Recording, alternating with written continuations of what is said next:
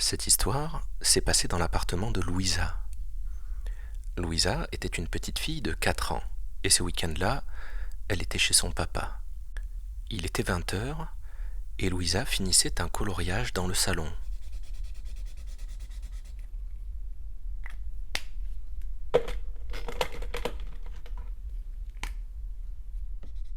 David, son papa, était dans la pièce d'à côté. Il faisait la vaisselle. Tu vas bientôt aller te coucher, ma chérie, il est tard. Au moment où David avait prononcé ces mots, le téléphone qu'il avait laissé sur la table basse du salon avait reçu un message.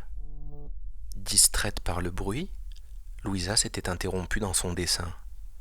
Elle avait alors demandé « Papa, je peux prendre ton téléphone s'il te plaît ?» David n'aimait pas ça, mais il s'était dit que pour une fois, à l'approche des fêtes de Noël, il pouvait lui autoriser. Pas longtemps alors, et tu ne touches à rien. Oui, merci papa. Sur ce, Louisa avait disparu dans sa chambre, son trophée à la main.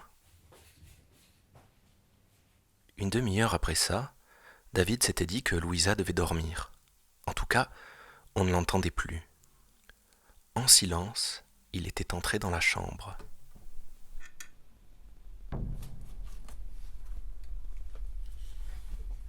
Louisa était allongée dans son lit, sur le dos, paisiblement.